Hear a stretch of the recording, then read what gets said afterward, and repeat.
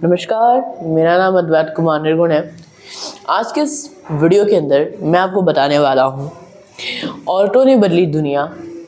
ठीक है, यह एक चैप्टर है क्लास 7 की सिविक्स बुक से। इसका नाम है औरतों ने बदली दुनिया। इसके पहले हम लोगों ने एक चैप्टर पढ़ा था जिसका नाम था लड़की और लड़कियों के रूप में बड़ा होना। ये दो चैप्टर बेसिकली बनी गई है एक लड़कियों के लिए कि समाज उनको लड़कियों को किस नज़रिए से देखता है, क्या समाज के अंदर बुराई है, क्या वो रूढ़िवादी है, पुराने ख्यालात के हैं, वो सब हम लोगों ने इन दो चैप्टरों में पढ़ा है और पढ़ेंगे। तो शुरू करते हैं। औरतों ने बदली दुनिया, इसका अर्थ क्या है? औरत का मतलब आप लोगों को मालूम है, फीमेल। ठीक है, और औरतों ने बदली दुनिया, तो दुनिया को बदलने के लिए बहुत सारी चीज़ हो सकते हैं। जैसे पहले लोग क्या सोचते थे, अगर औरतें पढ़ लिख जाएंगी तो वो पति के लिए भाग्यशाली नहीं होगा। पर आज कोई भी पति एक पढ़ी लिखी महिलाओं को ढूंढता है। और आज के टाइम पे महिलाओं ने अर्थात औरतों ने प्लेन उड़ाया, खाना बनाया। खाना तो वो शुरू से ही करती थी, पर इधर खाना उन्होंने और भी मास्टरी की। उसके अलावा डॉक्टर बनी, इंजीनियर बनी, और भी अदर प्रोफेशन जैसे टीचिंग फील्ड, हैकिंग फील्ड या स्टॉक मार्केटिंग, मॉडलिंग जैसे अन्य बहुत सारे फील्ड है जिनके बारे में हमें मालूम भी नहीं है, स्पेस। उन सबों पे औरतों ने अपना चमत्कार, औरत विकसित होने लगी। ठीक है, जैसे आपने नाम सुना होगा सुनीता विलियम्स का, जो स्पेस से अभी आई है। ठीक है, या फिर आपने बहुत सारे फीमेल क्रिकेटर्स का नाम सुना होगा, बैडमिंटन प्लेयर का नाम सुना होगा। तो ये सब फीमेल है। ठीक है, आगे बढ़ते हैं।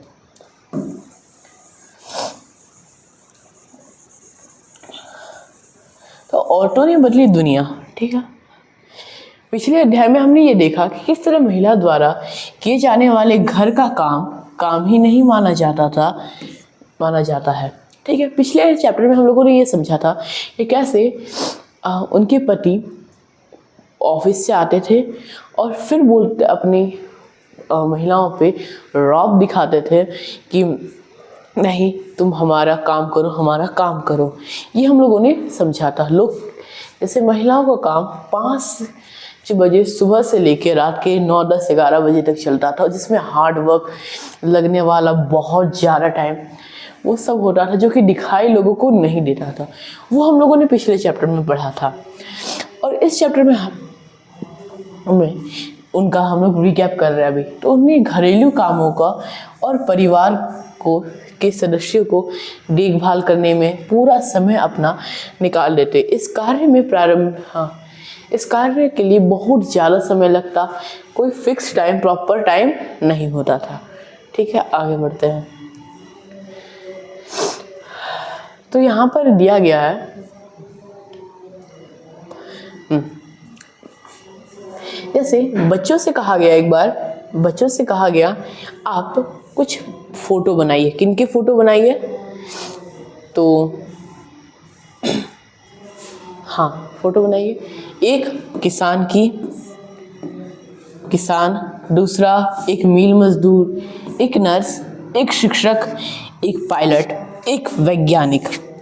ठीक है, इन 6 की पिक्चर बनाइए। आप हैरान होंगे जान के, अधिकतर लोगों ने इसमें मेल को दर्शाया, पुरुष को दर्शाया, इसमें भी मेल को दर्शाया, इसमें फीमेल को दर्शाया, इसमें मेल को दर्शाया। कुछ बच्चों ने फीमेल को भी दर्शाया।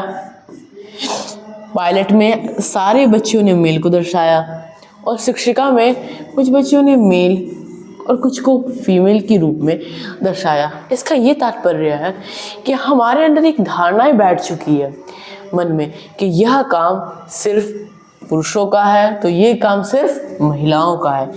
क्या किसान फीमेल्स नहीं होती है? फीमेल नहीं होती है? होती है। जैसे आप कभी भी गांव में जाएंगे, गांव में देखेंगे कि आपके गांव में जैसे जितना काम पुरुष कर रहे हैं खेत में, उतना ही काम या उससे ज़्यादा काम महिलाएं खेत में कर रही है। एक मील मजदूर, इसमें बहुत ज़्यादा रोल फीमेल्स का भी होता है। नर्स में भी बहुत सारे मेल नर्स भी होते हैं। और पायलट, तो पायलट में भी मेल के साथ साथ फीमेल भी उड़ाते हैं। ठीक है, आगे बढ़ते हैं।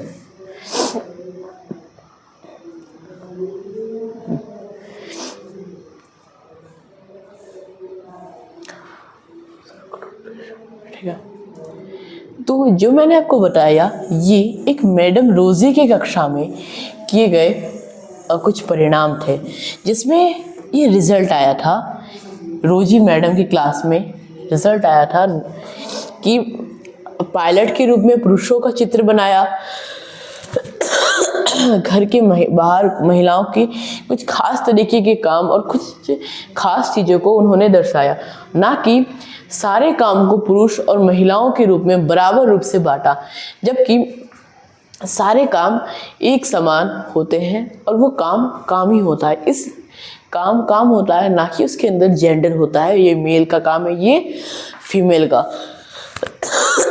अब आते हैं, हम लोग बात करते हैं रूढ़िवादी के बारे में। तो रूढ़िवादी का अर्थ होता है जो पुराने ख्यालात के हों, जो पुरानी सोच को मानते हो। रूढ़िवादी धारणाओं में विश्वास करते हैं, पुराने धारणाओं को। जैसे बहुत सी लड़कियां को डॉक्टर व इंजीनियर बनने के लिए अध्ययन करने के लिए रोका गया था, सहयोग नहीं मिल पाया था उस समय। क्यों? क्योंकि वो लोग रूढ़िवादी थे। जैसे आज के समय आप गांव में जाएंगे तो वहाँ पे अगर आप बच्चे से पूछेंगे कि आपके माता पिता में से कौन पढ़े लिखे हैं, अधिकतर लोग बोलेंगे कि मेरे पिता पढ़े हैं, माता नहीं पढ़े हैं। मेरे पिता पढ़े हैं, मेरी माता नहीं पढ़ी है। ठीक है, तो हम लोग शुरू से ही रूढ़िवादी जो लोग थे वो हमेशा लड़कियों को रोकते थे, किससे? पढ़ने से। उनका ये सोचना था कि अगर लड़कियां पढ़ लेगी, शिक्षा पूरी कर लेगी, तो वो हमारे लिए अभाग्य बन जाएगी अपने पति के लिए। ठीक है, हाँ ठीक है। उसके बाद बहुत सारे ऐसे परिवार है जहाँ पर लड़कियों को का लक्ष्य बना दिया जाता है कि तुम्हें पढ़ाई तो सिर्फ ऐसी ही करनी है, उसके बाद सिर्फ तुम्हें शादी करनी है। जैसे स्कूल की शिक्षा पूरी हो जाने के बाद लड़कियों की इस बात के लिए प्रेरित किया जाता है कि वे शादी को अपना जीवन का मुख्य लक्ष्य मान ले। अब आप बताइए मुझे कि अगर आपका एम फिक्स हो, अच्छी बात है। आपको वो चीज़ अचीव हो गई, अच्छी बात है। अब उसके आगे ना ही आपका कोई एम है, ना ही कोई लक्ष्य है, ना ही कुछ काम है। बस डेली एक रूटीन है, आपको बर्तन धोने हैं, आपको कपड़ा साफ करना है, आपको पेरेंट्स का ध्यान रखना है, घर वालों को ऑफिस भेजना है, या फिर जिनका जो काम है बस उनको काम में मदद करना है, जो कि पूर्णतः गलत है। ठीक है, एक कहावत है, अगर एक लड़का पढ़ता है तो एक पीढ़ी को विकसित करता है, पर एक लड़की पढ़ती है तो टोटल 7 पीढ़ी का निर्माण करती है, 7 पीढ़ी को विकसित करती है। अब पीढ़ी का मतलब होता है कि आपके बाद जैसे आपके माता पिता, उनके बाद आप हुए, तो उनकी जनरेशन आप हुए, उनकी पीढ़ी आप हुए, तो इन्हीं को हम लोग बोलते हैं पीढ़ी या जनरेशन। जैसे अगर किसी लड़की को उसकी पूर्ण आज़ादी दी गई, उसको 12th तक पढ़ाया गया, उसके बाद उसको PhD कराई गई, मतलब BCom BA, उसके बाद MA, फिर PhD, ये सब करवाया गया। उसके बाद उनको एक अच्छी जॉब मिली, और जॉब मिलने के बाद अगर उनका मन किया तो वो शादी की, अदरवाइज नहीं की।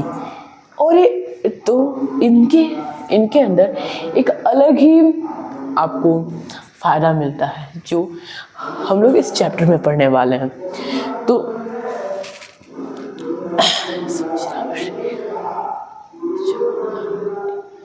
ये समझना बहुत ही ज़्यादा आवश्यक है कि अपने चारों ओर की दुनिया के दबाव में दबाव पड़ने के अपेक्षा रूप में होता है, तो कभी हमारे अपने ही मित्र गलत तरीके से चढ़ाने के कारण पैदा करते हैं।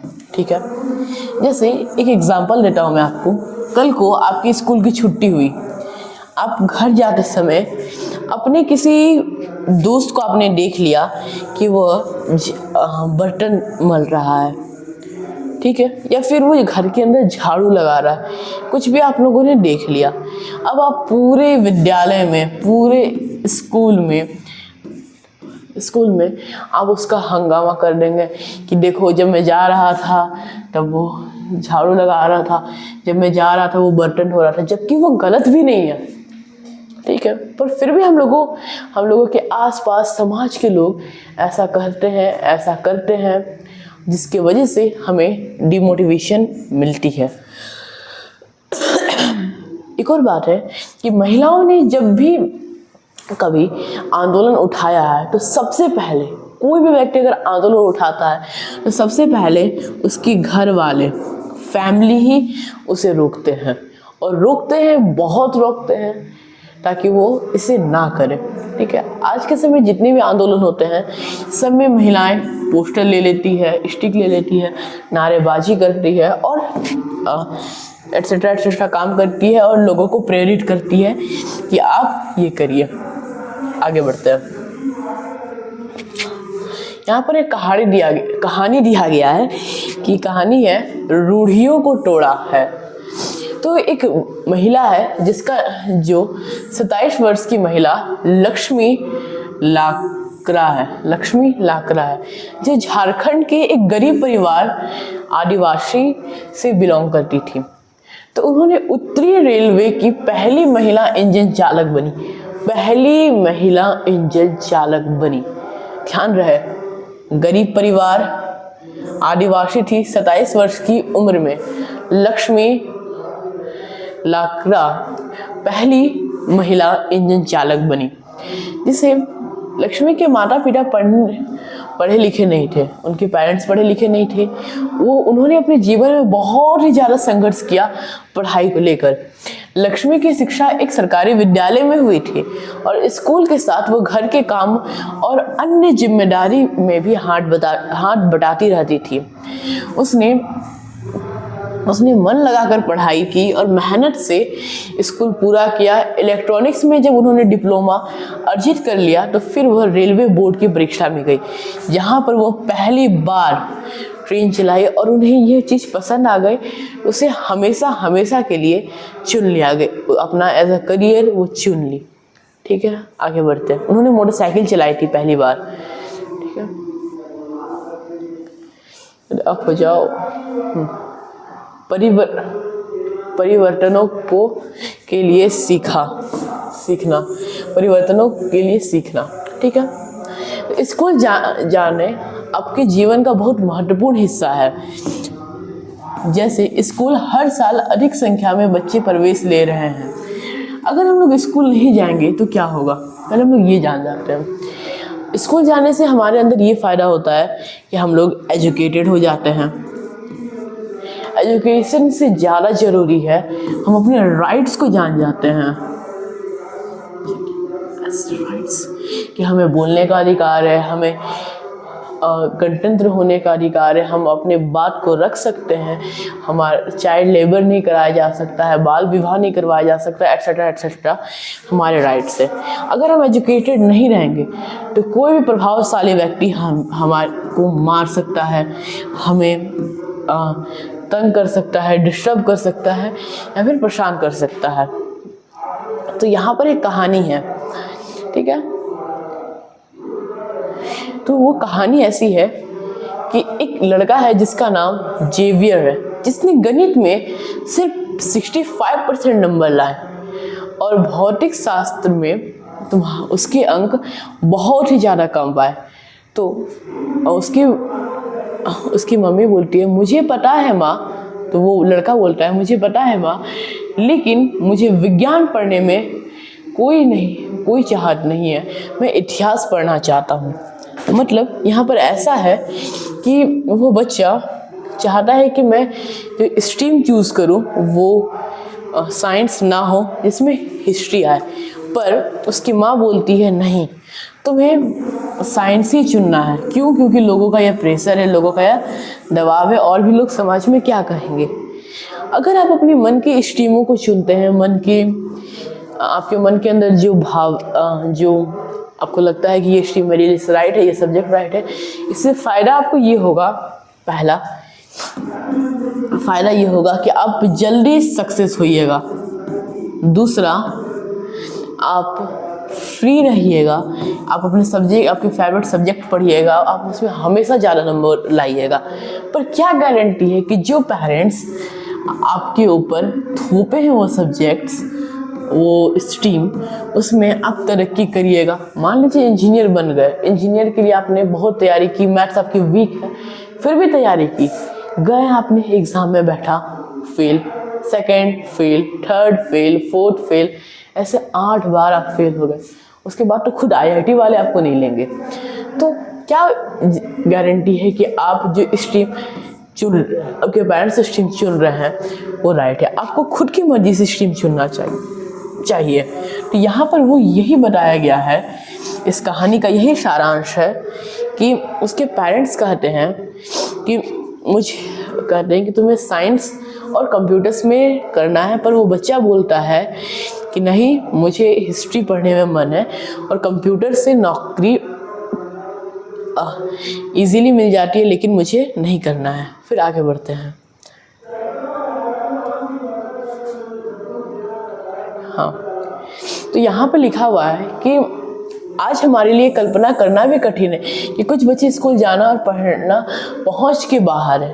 पहुँच के बाहर का अर्थ है, जैसे राजस्थान जैसे स्टेट है, राजस्थान, वहाँ पे पानी बहुत कम है, ठीक है। अब फीमेल यानी लड़कियों को पानी भरने के लिए दूर दराज कहीं किलोमीटर्स ट्रैवल करना पड़ता है, तब जाके 1 घड़ा 2 घड़ा पानी लेकर आ पाते हैं। या कभी आपके साथ भी ऐसा हुआ होगा कि आपके घर में कुछ काम है, आप उस काम की पर्टिकुलर वजह से आप स्कूल नहीं जा पाए हैं। तो ऐसे ही बहुत सारे ऐसे बच्चे हैं जिनके पहुंच से बाहर है पढ़ना, ठीक है। अधिकांश बच्चे वही काम सीखते हैं जो उनके परिवार में होता था। जैसे अगर आपके पापा या किसी के भी पापा अगर दुकान चलाते होंगे तो कोई एक ख़ास चीज़ की, तो आपको ख़ास चीज़ की समझ होगी। अगर किरासन का चलाते हैं तो किराने की दुकान की समझ आपको अच्छे से होगी। अगर दवाई का चलाते हैं, मेडिकल स्टोर चलाते हैं, तो उसकी समझ आपको अच्छे से होगी। तो हर एक चीज़ की समझ आपके परिवार से ही जुड़ी रहती है, और उनके बुजुर्ग ही उन्हें ये बताते रहते हैं कि क्या करना है क्या नहीं करना है। पर लड़कियों की स्थिति और भी ख़राब थी उस समय पे। जहाँ पे लड़कों को पढ़ना लिखना सिखाया जाता था, वहीं पे लड़कियों को अक्षर तक सीखने की अनुमति नहीं थी। अक्षर तक अर्थात लेटर्स भी वो नहीं सीख सकती थी। क्यों? क्योंकि वो लोग सोचते थे कि अगर लड़कियां सीख लेगी तो भाग्यशाली वो हो जाएगी पति के लिए। यहाँ तक कि उनके परिवार में जहाँ कुमारी बुनकर वस्त्र बनाना और हस्तकलाएँ सिखाई जाती थी, ठीक है। तो उन समय सिर्फ लड़कियों को यही सिखाया जाता था कि वस्त्र बुनना, हस्तकला सिखाई जाती थी बस। और लड़कियों को, हाँ, तो स्त्रियों को सिर्फ एक बर्तन बनाना जैसे काम को सिखाया जाता था। जैसे अगर कोई व्यक्ति कुम्हार है, तो कुम्हार उस समय के लिए कुम्हार की परिभाषा ये होती थी, जो व्यक्ति घड़े को बनाता था वह कुम्हार, या फिर कोई भी मिट्टी के सामान बनाता था तो वह कुम्हार कहलाता था। पर उनकी महिलाएं, उस घर की फीमेल्स क्या करती थी? अब क्या करती? वो मिट्टी लाती, मंडलाई, उसके बाद उनको कीचड़ को, फिर मिट्टी को, फिर वो सानी वाटर लेने के बाद उनको प्लेन की मिट्टी से जो कंकड़ पत्थर थे उनको निकाला गया। निकालने के बाद उनको एक प्रॉपर फॉर्म में अच्छे से रखा गया और उनके पति आए या फिर उनके घर के कोई मेल आए और बस वो घड़े को बना दिए, बस हो गया। घड़े को बनाने के बाद वो कुम्हार कहलाने लगे और वो महिलाएं कुम्हार नहीं कहलाती थी, जबकि 90% से ज़्यादा काम तो सिर्फ महिलाओं ने किया। उन्होंने सिर्फ ये 4th काम कर दिया, मतलब 75% काम वो किए, 25% काम वो किए, समझा जाए तो। अब हम लोग बात करते हैं 19वीं सदी की, जहाँ पे लगभग आज से 200 वर्ष पहले शिक्षा के बारे में नए विचार ने जन्म लिया था, अर्थात 200 साल पहले। और उसके पहले स्थिति और भी ज़्यादा बदतर थी, क्योंकि वहाँ पे लोगों को पढ़ना मना था, लड़कियों को पढ़ना मना था। विद्यालय में अधिक प्रचलन में आ गए और वह समाज जिन्होंने स्वयं कभी पढ़ना लिखना नहीं सीखा था, वे बच्चों को स्कूल भेजने लगे। तो हुआ क्या कि गवर्नमेंट स्कूल उस टाइम पे खोले और वहाँ पे लोगों जिनके पेरेंट्स खुद नहीं पढ़े लिखे थे उन्होंने अपने बच्चों को भेजा वहाँ पर, और भेजने के बाद उन्हें बताया, उन्हें सिखाया और पढ़ाया। तो लड़कियों के लिए शिक्षा अभी भी विरोध थे, बहुत ही ज़्यादा वो लोग शिक्षा के खिलाफ थे। बहुत सी स्त्रियां और पुरुष बालिकाएं स्कूल जाते थे, लेकिन बहुत ही कम उम्र में वो शिक्षा को पूर्ण नहीं कर पाते थे। जैसे हम लोग इसके आगे जानेंगे इसी चैप्टर में कि किस तरीके से, किस प्रकार से महिलाएं और बच्चे, नॉर्मल बच्चे किस एज में आते आते अपनी पढ़ाई को छोड़ देते हैं। ठीक है, तो आइए हम लोग जानते हैं, एक कहानी सुनते हैं। कहानी सुनते हैं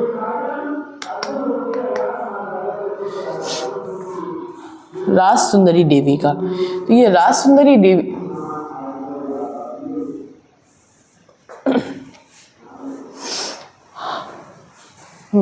राज सुंदरी देवी के अनुभव को हम लोग पढ़ते हैं, समझते हैं। जो 200 वर्ष की पूर्व पश्चिम बंगाल में रहती थी, जो 1800 से 1890 तक वो जी थी। वो 60 वर्ष की एज में, कितने, 60 इयर्स में, ठीक है, 60 इयर्स में उनके अंदर पढ़ने की रुचि जागी और उन्हें बंगला भाषा में अपनी आत्मकथा लिखी थी। वो आत्मकथा 60 वर्ष की आयु में बंगला में लिखी थी। जिस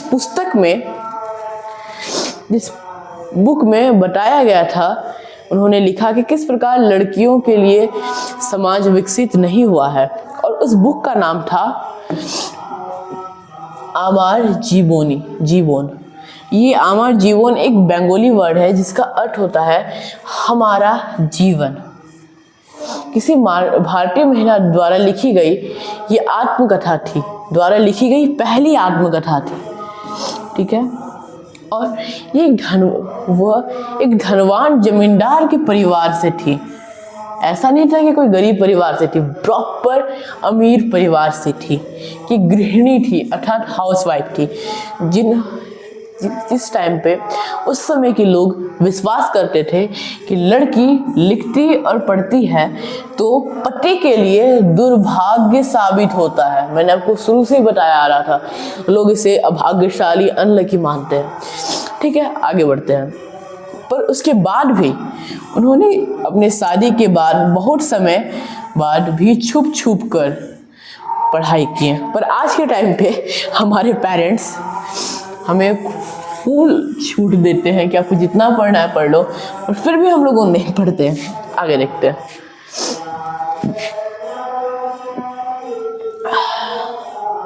हाँ, ठीक है,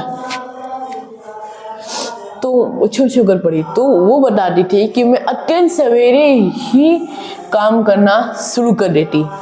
अत्यंत सवेरे मतलब 4 या 5 बजे के आसपास, और उधर आधी रात हो जाती और उसके बाद में मैं काम में लगी रहती। इस बीच में विश्राम नहीं होता था, कोई रेस्ट नहीं मिलता था।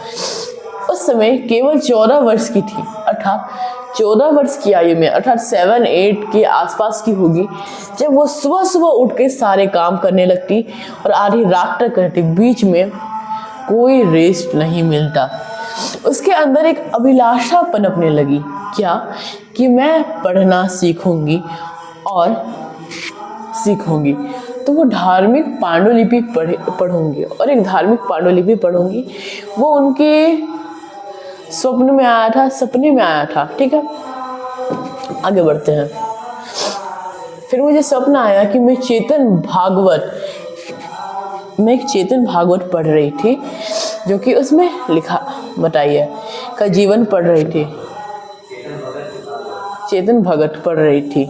बाद में एक दिन जब मैं रसोई में बैठी थी और भोजन बना रही थी, तो उनके पति बड़े बेटे से कहते हैं, अपने पति बड़ी बेटी से कहती है कि विपिन, मैंने अपनी चैतन्य भागवत यही छोड़ी है, जब मैं इसे मांगू तो तुम मुझे अंदर ले आना।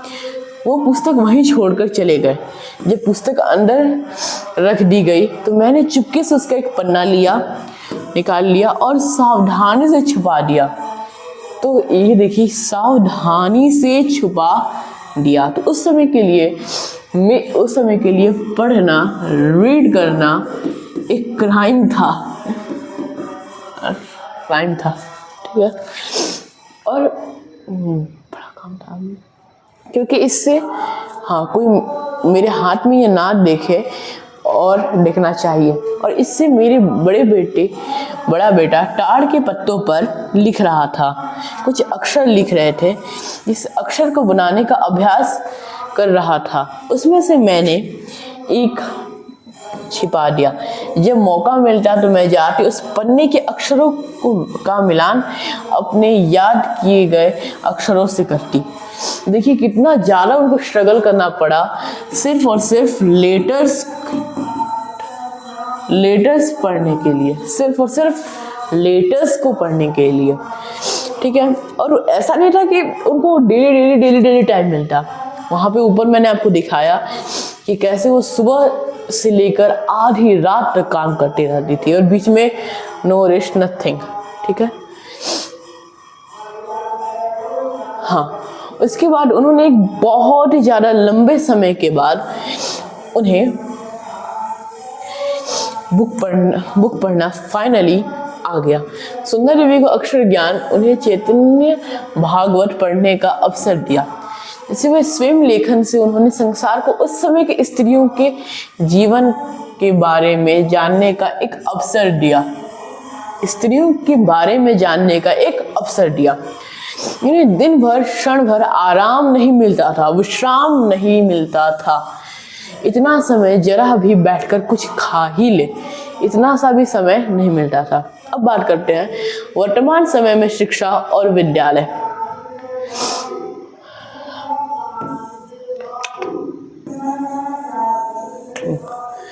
तो ध्यान रहे, आज के युग में लड़के और लड़कियां विशाल संख्या में विद्यालय जा रहे हैं, लेकिन फिर भी आज हम लोग देखते हैं कि लड़के और लड़कियों की शिक्षा में अंतर है।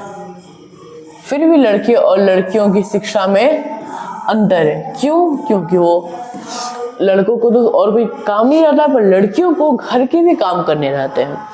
इससे भारत में रहने वाले के जीवन के बारे में भी विस्तारित जानकारी एकत्रित की जाती है, जैसे उनकी आयु, जनसंख्या की गणना, अर्थात जनगणना। जैसे भारत में जनगणना की जाती है, पूरे भारत में हर 10 सालों में, जिससे पता चलता है कि उनकी आयु क्या है, पढ़ाई उन्होंने क्या है, उनके द्वारा लिखे जाने वाले, उनके द्वारा किए जाने वाले काम कौन कौन से। इस जानकारी से मिलके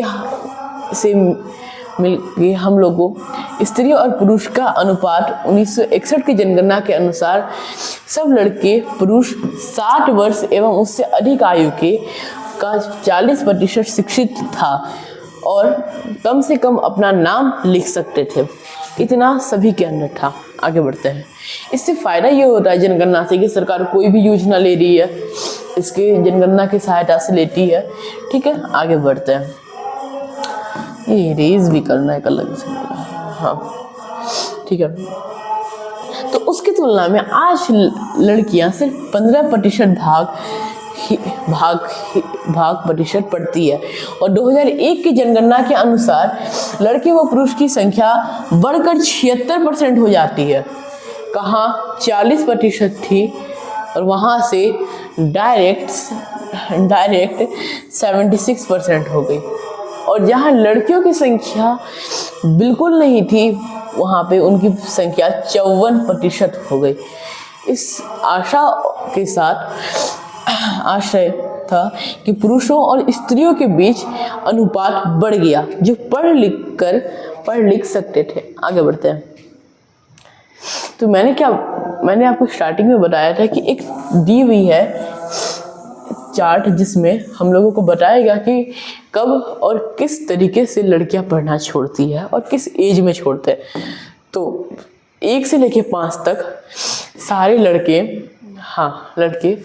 1 से लेके 5वीं कक्षा तक बहुत सारे लड़के 34%, 37%, 49% लड़के, और सारी लड़कियां 29%, इसमें से 36, 49, 31।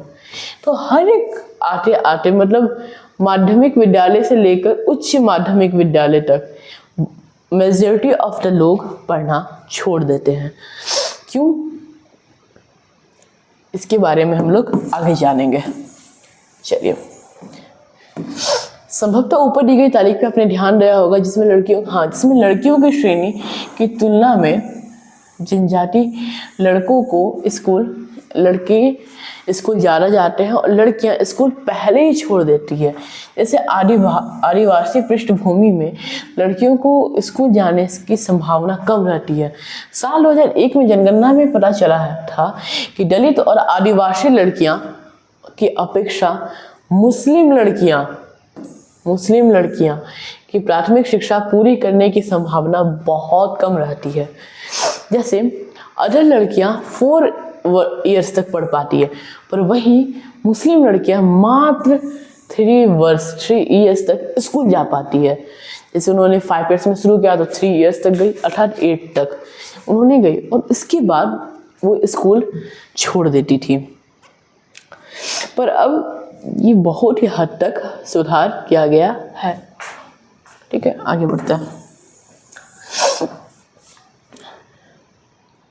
इसके लिए कई ऐसे बस या वाहन, तो लोगों के अंदर ये था कि बस और वैन अगर होते तो इजीली हम लोग जा पाते हैं, लड़कियों को भेज सकते थे, पर स्कूल भेजना चाहते थे, और या तो फिर वो बहुत ही ज़्यादा गरीब होते थे। तो यहाँ तक मैंने आज आपको बताया। अब मैं इसके ऊपर एक सेकंड वीडियो बनाऊंगा, जिसमें मैं आप लोगों को प्रॉपर इसको आगे बताऊंगा। तब तक के लिए धन्यवाद।